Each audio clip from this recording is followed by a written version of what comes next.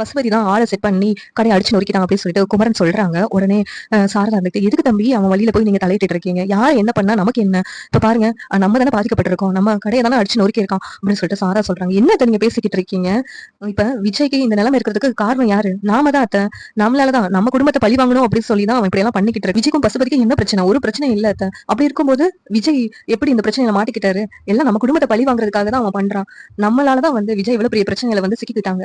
அதை எப்படியாவது நம்ம தான் வெளியில கொண்டு வரணும் அவர் அந்த பிரச்சனையில இருந்து அப்படின்னு சொல்லிட்டு குமரன் சொல்றாங்க. உடனே குமரனோட அம்மா இருந்துகிட்டு, பாலா போனவன் நல்லாவே இருக்க மாட்டான் அப்படின்னு சொல்லிட்டு குமரன் அம்மா சாபம் கொடுக்குறாங்க. அது இல்லாம பாவம் அந்த விஜய், அந்த பையன் நல்ல பையனாதான் தெரியும். அந்த பையன் கூட இவளை சேர்த்து வைக்கிறதுக்கு இவ அவ்வளவு யோசிக்கிறா. பாரு, இவ போய் ஒழுங்கா அந்த குடும்பத்துல வாழ்ந்துகிட்டு இருந்தானா அந்த பையனுக்கு இவ்வளவு பிரச்சனை வந்திருக்குமா? அந்த வெண்ணிலாவும் இடையில வருவாளா?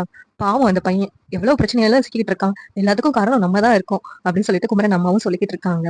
அந்த பசுபதியை சும்மாவே விடக்கூடாதுடா, என் கையில மட்டும் அவனும் சிக்கட்டும், அவனை நான் என்ன பண்றேன்னு பாரு அப்படின்னு சொல்லிக்கிட்டு இருக்காங்க. இதெல்லாம் கேட்டு குமரன், ஆமா ஆமா, என் கையில அவன் சிக்கினாலும் அவனை நான் சும்மாவே விட மாட்டேமா அப்படின்னு சொல்லிட்டு குமரன் சொல்லிக்கிட்டு இருக்காங்க. சாரதா வீணா பிடிவாதம் பிடிக்காம ஒழுங்கா அந்த பையனோட காவேரியை சேர்த்து வைக்க பாரு, அப்பதான் காவேரியோட வாழ்க்கையும் நல்லா இருக்கும்.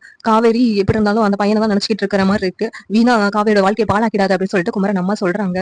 உடனே சாரதா அமைதியா நின்னுட்டு இருக்காங்க. இந்த சீரியல் எப்படி நல்லா இருக்கும் நீங்க நினைக்கிறீங்கன்னு கமெண்ட் பண்ணுங்க. வீடியோ பிடிச்சிருந்தா லைக் பண்ணுங்க, ஷேர் பண்ணுங்க, சப்ஸ்கிரைப் பண்ணுங்க. தேங்க்யூ.